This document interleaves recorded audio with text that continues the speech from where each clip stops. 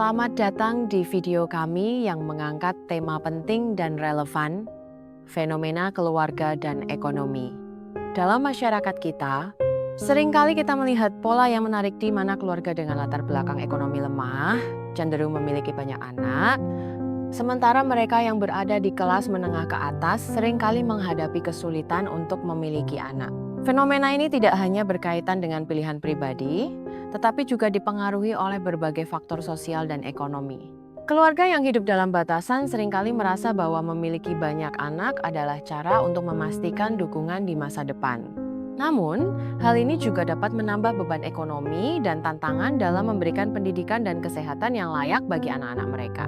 Sementara itu, pasangan yang berada di kelas menengah ke atas seringkali menghadapi tantangan tersendiri. Tekanan karier, biaya hidup yang tinggi, dan pertimbangan untuk memberikan kualitas hidup terbaik bagi anak-anak mereka seringkali membuat mereka menunda atau bahkan menghindari memiliki anak. Di tengah permasalahan ini, Deddy Mulyadi, seorang tokoh yang peduli terhadap isu-isu sosial, mengangkat solusi yang mungkin belum banyak dipertimbangkan. Vasektomi bukan hanya tentang mencegah kehamilan, tetapi juga tentang memberikan kesempatan bagi setiap anak untuk tumbuh dalam lingkungan yang sehat dan sejahtera. Ini adalah langkah menuju pemberdayaan di mana setiap keluarga dapat merencanakan masa depan mereka tanpa beban yang berlebihan. Melalui video ini, kami mengajak Anda untuk memikirkan dan berdiskusi tentang pentingnya perencanaan keluarga yang bijak. Mari kita bersama-sama mencari solusi yang tepat untuk menciptakan masyarakat yang lebih sejahtera dan berdaya. Selamat menyaksikan. Istrinya melahirkan. Terus aja, Pak. Ya, Pak. Bapak namanya siapa? Bapak Icak, Pak Icak, usianya berapa? usianya 31. 31. Pekerjaannya apa sehari-hari? Kerjaannya kuli panggul Kuli panggul di toko yang di Cibiru. toko yang di Cibiru. Punya anak berapa? Ini yang ketiga. Yang ketiga tidak KB. KB sih. Terus? Pas udah berapa bulan dilepas gitu. Oh, bisa nggak Bapak yang ber-KB? KB. Laki-laki bisa, apa namanya, vasektomi, dan itu paling aman, Pak. Jadi gini, sekarang ini kan punya kebiasaan kita ini membebankan seluruh problem tuh pada istri. Mengatur kelahiran istri yang jadi beban, atau nggak punya anak lagi istri yang jadi beban. Bisa nggak sih laki-laki mengambil beban itu? Gitu loh, Pak. Ya. Jadi Bapak bisa di KB, Pak. Besok pun Bapak bisa di KB, nanti saya aturin. Nah, jadi Bapak tetap sehat, tetap normal sebagai laki-laki, tapi Bapak nggak akan punya anak selama KB-nya dipasang, disebutnya vasektomi. Jadi jangan salah pemahaman, dulu disebut vasektomi itu penisnya dipotong. Iya. Bukan begitu. Vasektomi itu nanti di jaringan urat Bapak diikat, bukan ininya, ini diikat. Jadi Bapak berat-beratan nggak ada masalah. Ya gitu, Pak. Daripada Bapak pengen terus, masa, nah gini, sekarang tuh kan ada kecenderungan, Pak, orang yang miskin itu anaknya banyak, anakan wae, jelema nu beunghar rese anakan. Itu kecenderungan hari ini ya, tidak semua. Kuli panggul sehari-hari dapat berapa, Bapak? Ya kalau sehari kalau biasa 30 paling 40. Biasa 30 sampai 40 ribu. Ya. Tinggal di kota. Ya. Sebulan berarti rata-rata pendapatan Bapak 120 ribu. Iya. Kontrakan bayar? Kontrakan berapa? Kontrakan 500. 500 ribu. Sisa tinggal 700. 700 dipakai apa? Itu sehari-hari. Untuk makan? Ya, makan. Jadi Bapak bertiga, berarti anak dua kan? Ya, dua. Anak dua, Bapak dua, jebir 4. Itu hidup dengan uang 700 ribu. Ya. Kadang-kadang kalau pulang kerja ada yang nyuruh-nyuruh gitu, Pak. Oh, mau kerja murang nyuruh-nyuruh. Iya. Bapak punya BPJS? Belum, Pak. Nggak punya. Bapak tidak masuk dalam daftar BPJS yang ditanggung oleh pemerintah Kota Bandung? Enggak. Tidak. KTP-nya mana? KTP Bukan, maksudnya KTP-nya mana? Ciparai. Ciparai, Kota Bandung. Kota Bandung. Kota Bandung. Jadi Bapak tidak masuk sebagai penerima BPJS yang dibayar oleh pemerintah, baik pemerintah kota maupun pemerintah provinsi. Bapak belum masuk. Nah, terus istrinya hamil. Yang ketiga, melahirkan. Melahirkannya di RS Unpad rumah sakit Unpad. Masuknya kelas apa? kelas 3 Kelas 3. Lahirannya normal apa sesar? sesar Pak. Oh, sesar. Jadi dari sesar itu Bapak harus bayar berapa? Bayar 25 juta. 25 juta. Gantung mana ya tuh, Pak? Iya Pak, ada proyek.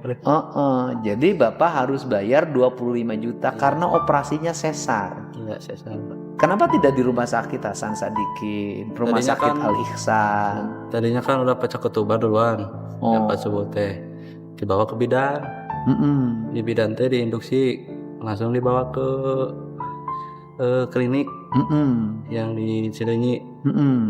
Cileunyi teh udah jadi bantu induksi lagi. Cuma nggak bisa keluar, udah permukaan 6 teh masih diem. Nah dirujuk ke rumah sakit Unpad. Iya. Unpad. Jadi kemudian operasinya sesar. Iya. Anaknya sudah sehat selamat. Alhamdulillah Pak. Istrinya sudah sehat selamat. Alhamdulillah, selamat. Sekarang sudah di mana anak istrinya? Ada Pak lagi pemeriksaan. Lagi suruh ke sini. Lagi nyusui tadi saya. Oh ya udah sok panggil sini. Terus asalnya di rumah sakitnya nggak bisa pulang. Iya, saya betul. Nggak boleh pulang, nggak bisa pulang. Iya.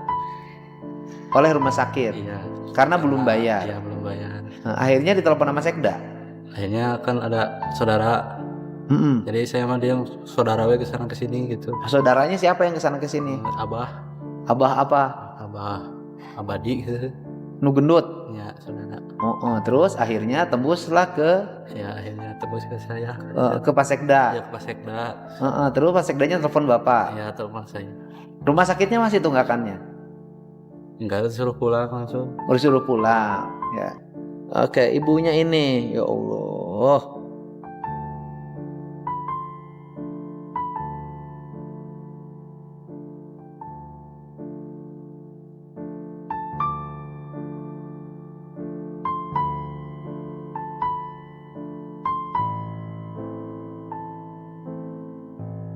Ya, sudah disuruh pulang, ya kan?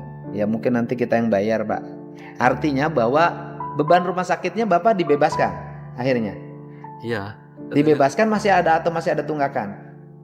Terus Abah teh pulang aja. Oh, pulang aja. Sama Bapak. Ya mungkin nanti tunggakannya nanti sudah ditangani sama Sekda, mungkin nanti kita bayarkan. Betul. Mana ini anaknya sini, duduk. Ini teh apanya? Teteh saha? Uaknya. Uaknya. Ini mamanya udah gak ada, jadi ini kakak. Oh, ini nggak punya orang tua, udah yatim piatu. Iya, udah Udah yatim piatu. Jadi berapa hari di rumah sakitnya? 3 hari. 3 hari, ya kan? Asalnya tuh Teteh minta pulang ke rumah sakit. Jadi gimana keadaan ibunya dulu, dilihat keadaan ibunya dulu. Baru kalau ganti perban udah bagus, saya udah bisa pulang katanya. Terus waktu itu sudah bisa pulang atau memang mau pulang tidak bisa karena belum bayar? Iya, tapi harus diurusin adminnya dulu. Adminnya dulu. Waktu itu pusing karena nggak ada uang untuk bayar. Ya kan. Soalnya pas pertama masuk rumah sakit nggak mikirin. Anu penting mah salamet teh heula. Warga negara Jawa Barat pokoknya mah salamet. Gitu. Saya biasa dari sejak zaman bupati anu ngereneuhan anak akang nu main ke rumah sakit saya terus biasa. Iya kan? Betul nggak mu? Iya kan nu ngareneuhan akang. Yang enak akang, ya kan? Ngajuru sesar. Harus bayar kan dulu yang terakhir saya tebus teh 10 juta, 14 juta biasa begitu kan. Ini lebih mahal lagi 25 juta, ya kan? Bahkan sesar berarti nu si tetehna wuteu. Nu ngeunah saha mu? Nu akang na ngeunah ya. Jabat teu mayar. Aduh, jabat teu mayar. Teteh suaminya suruh KB ya. Nanti sama saya disuruh KB. Saya boleh nebusin yang 25 juta tapi si akangnya KB. Si AA-nya kerja berat, Bapak? Enggak ada masalah. Biasa. Bisa aman. Aman. Nanti KB-nya KB laki-laki. Apa? Ada. Hah? Ada. Ada vasektomi nu si akangna teu bisa hudang deui. Nah, ada itu. Ya sok boleh yang 25 juta ke rumah sakit Unpad saya tebus, nggak ada masalah lah. Nanti mungkin oleh sekda udah diurus, nanti kalau belum clear saya bayar, sekarang juga saya bayar langsung, ya kan? Tapi kan harus ada timbal baliknya, si akangnya di KB dong, nanti reneh lagi, sesar lagi, bayar saya lagi 25 juta lagi, 2 kali 50, mahal. Sok, diizinkan nggak sama teteh si akangnya di KB? Kalau si A-nya mau Tapi nggak bisa lagi bangun, nggak bisa lagi gitu sama teteh, kumaha tah? Hah? Saya nanya sama teteh dulu, saya nanya dulu. ya nggak apa-apa we Pak. Serius? Nu si akang tuh bisa hudang deui. Enggak serius, teteh ridho si akang nggak bisa bangun lagi. Terus Ya ente bisa kikituan di teteh. Enggak, saya nanya ke teteh, tetehnya ridho. Ridho. Si akang tuh bisa kitu di teteh. Jadi pas naik ke teteh eueuh leungit. Kan di vasektomi leuleus. Tetehnya, enggak, saya nanya tetehnya mau enggak? punya gitu vasektomi. Ya heuh, ieu mah geus tong nanya ka dieu. Iya pan ieu nu nangtukeunana. Nah gitu. Jadi si akangnya di vasektomi. Nah karena di vasektomi kan berarti laki-lakinya, kelaki-lakiannya sudah tidak bisa berfungsi, jadi leles, peluh. Tetehnya mau enggak? Pertanyaannya. Nggak apa-apa we. Benar. Lamun teteh hayang ka saha? Hah? Mun teteh hayang ka saha? Saya nanya, boleh nggak vasektomi? Jadi si akangnya geus teu bisa kayak gituan jeung teteh. Ridho. Ya udah vasektomi. Udah diridokeun, geus teu bisa hudang nih. Urang jadi seri. Kenapa jadi ya kenapa guna seri? Aneh we Pak. Apa di KB, lalakina di KB supaya teu budakan deui, lalakina di KB supaya teu budakan, engke lalakina teu bisa hudang. Ya gitu vasektomi. Heeh gitu. Enggak. Lamun kitu kumaha teteh ridho teu? Saya nanya ke teteh. Serba salah. Serba salah. Saya nanya, enggak jujur aja ridho apa enggak ridho? Enggak. Nah, ya udah tadi ridho. Jadi enggak ridho. Ya sekarang gini, yang kedua si akangnya bisa bangun terus seminggu bisa 4 kali, tapi tetehnya hamil terus. Anek nebus ke rumah sakit saha? Ieu geus teu katebus, nebus ke rumah sakit saha? Kan? Oh, ngeunah wae. Mau ngajuru mu. Teu ngeunah si akang nu ngareuneuhan, urang nu mayaran. Ya ke 25 juta. Saya minta keridoannya dulu, sok. Ridho enggak? Kalau ridho, oke, vasektomi berarti ditebus.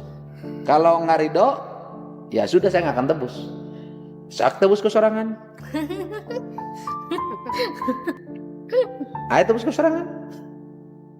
Bisa nembus 25 juta teu? Henteu. Engke reuneuh deui, saya bagian nebus deui. Nu ngareuneuhan akang nu nebus saya. Hayo. Tos tutup pabrik. Hah? Tos terakhir itu. Terakhir. Tapi terakhir kan harus ada yang diikhtiarin untuk ber-KB. Yang mau ber-KB-nya siapa? Aja. Oh, teteh mau berkorban diri lagi. Nanti spiralnya copot. Kemudian nanti pilnya lupa. Kan bedanya pil KB sama pilkada itu.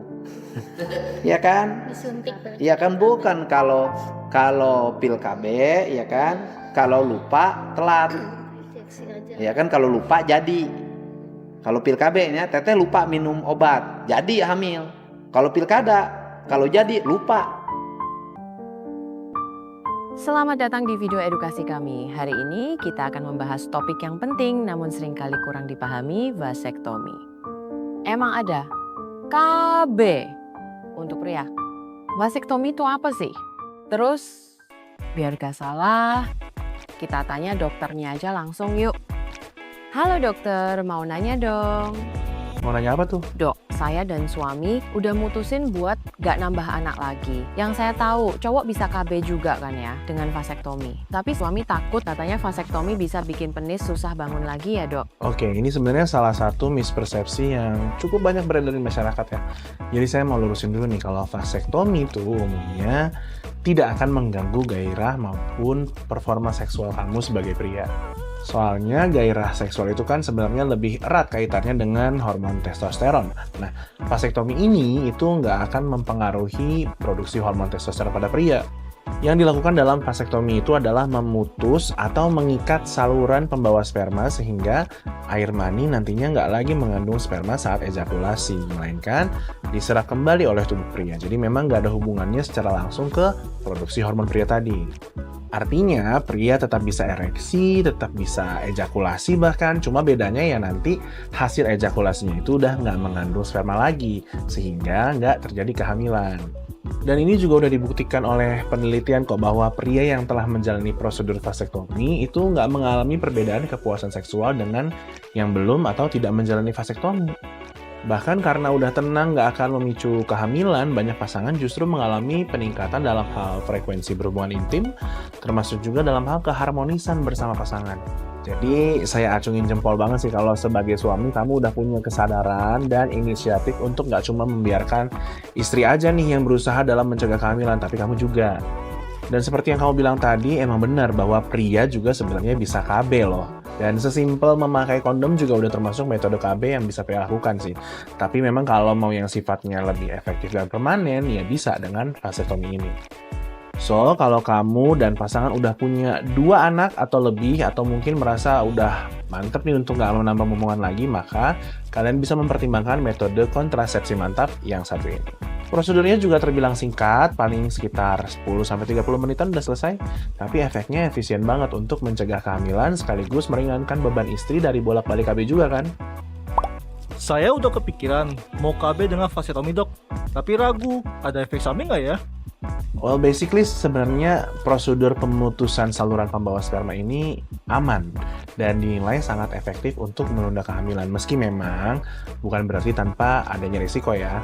Tapi sebelum kamu ngeluh, ingat kontrasepsi yang selama ini wanita jalani juga ada risikonya loh. Tapi kan yang penting dengan persiapan yang tepat dan sesuai arahan medis dari dokter, itu banyak banget kok wanita yang mampu menjalani KB tanpa masalah berarti. Begitu juga dengan kamu para pria. Nah, untuk menjawab pertanyaan kamu, saya akan ungkapkan beberapa resiko efek samping atau komplikasi dari vasektomi. Kita mulai dulu dari yang ringan dan paling mungkin terjadi. Ya, ini rasa nyeri dan bengkak pada area skrotum atau buah zakar. Biasanya keluhan ini muncul sekitar 1-2 jam pasca vasektomi atau setelah efek biusnya mulai hilang tuh. Tetapi kamu nggak perlu terlalu khawatir karena ini wajar dan biasanya akan mereda sendiri dalam beberapa hari. Nah, untuk membantu meredakan keluhan tersebut bisa dengan kompres dingin atau istirahat yang cukup, terus juga memakai perban maupun pakaian dalam yang lumayan ketat untuk mampu menyangga skrotum paling nggak sampai 48 jam pasca tindakan. Kalau perlu kamu juga bisa tuh minum pereda nyeri sesuai dengan anjuran dokter. Sedangkan untuk resiko efek samping yang bisa dibilang lebih serius kayak misalkan perdarahan, penumpukan cairan di testis, atau infeksi, atau mungkin nyeri testis yang berkepanjangan, atau mungkin munculnya kista, ya memang mungkin terjadi, tapi sebenarnya itu jarang banget terjadi. Dan umumnya itu bisa diantisipasi serta diminimalkan resikonya bahkan, dengan tentunya persiapan dan perawatan yang tepat. So, kuncinya supaya kamu bisa lebih tenang sebelum memutuskan menjalani vasektomi, sebaiknya konsultasikan dulu aja ke dokter secara menyeluruh. Dan yang gak kalah penting, menjalani prosedur vasektomi itu tentu bukanlah sebuah keputusan yang mudah, saya ngerti. Karena sifatnya juga permanen kan, jadi sebaiknya diskusikan dulu dengan baik dan matang bersama pasangan kamu. Plus, pertimbangkan juga tuh bener-bener semua resiko serta manfaatnya, oke?